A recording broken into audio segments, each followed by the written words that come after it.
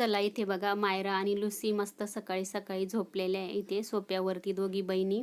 आणि मायरा आहे ना दुसऱ्याच्या घरी गेलेली, ही ब्लॅकवाली, ती आता 8 दिवस झालेले आहे, तिला मी दिलेलं आहे कोणाला तरी. चला त्याच्यानंतर आहे ना इथे ही लुसी आहे व्हाईटवाली, ती आहे माझ्याकडे. आता त्याच्यानंतर चला आता इथे ना वालाची सुक्की भाजी बनवायची. त्याच्यामध्ये आपल्याला आहे ना आता सर्वात पहिले कढईमध्ये तेल गरम करून घ्यायचं आहे. त्याच्यामध्ये जिरं, मोहरी, लसूण, कढीपत्ता, टोमॅटो घालून घेतलेला आहे आणि तो छान असा परतून घ्यायचा आहे. याच्यामध्ये आता आपण हळद आणि लाल मिरची पावडर घालू आणि त्याच्यानंतर गरम मसाला आणि धना पावडर घातलेली आहे.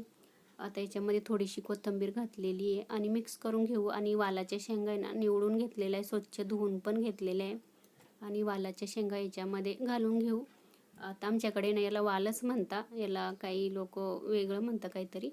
आणि मीठ घालून घेतलेलं आहे. आता इथे ना मी सुकी भाजी बनवणार आहे, अगदी थोडंसं पाण्याचा शिपका मारणार आहे आणि झाकून ठेवायची आहे. आणि त्याच्यानंतर असं 2-3 मिनिटांनी आपल्याला भाजी परतत राहायची आणि कमी गॅसवर झाकून ठेवायची, म्हणजे सुकी भाजी छान होते. आता इथे बघा छान अशी ना भाजी ना हे बघा तयार झालेली आहे, मधून मधून मी चेक पण केली. आणि आता इथे बघा त्याच्यामध्ये वरून कोथिंबीर घालायची, आपली भाजी तयार झालेली आहे.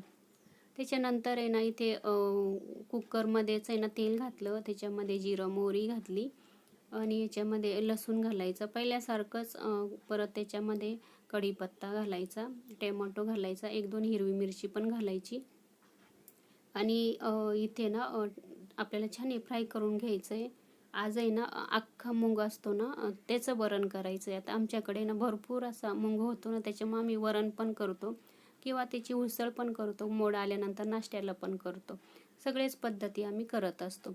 आज मुंगाचं वरण करायचं आहे. बघा अख्खा मूग आहे ना छान शिजवून घेतलेला होता, भिजत वगैरे नाही घालायचा असाच. आता तो पण याच्यामध्ये घालून घेतलेला आहे. बघा जसं आपण वरण करतो ना तसंच.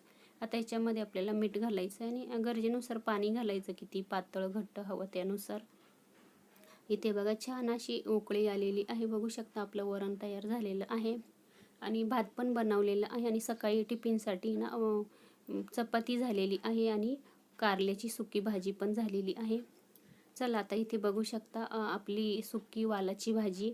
त्याच्यानंतर ही टिफिनसाठी सकाळीच ना कारल्याची भाजी केलेली होती. आणि इथे आपलं अख्ख्या मुंगाचं वरण, आमच्याकडे वरणच म्हणतात, किंवा मुंगाची डाळ. आणि इथे आपला भात आणि चपाती. चला आजचं या पद्धतीचं जेवण होतं. चला या जेवायला तुम्ही पण. धन्यवाद व्हिडिओ बघितल्याबद्दल. चला भेटूया दुसऱ्या व्हिडिओमध्ये.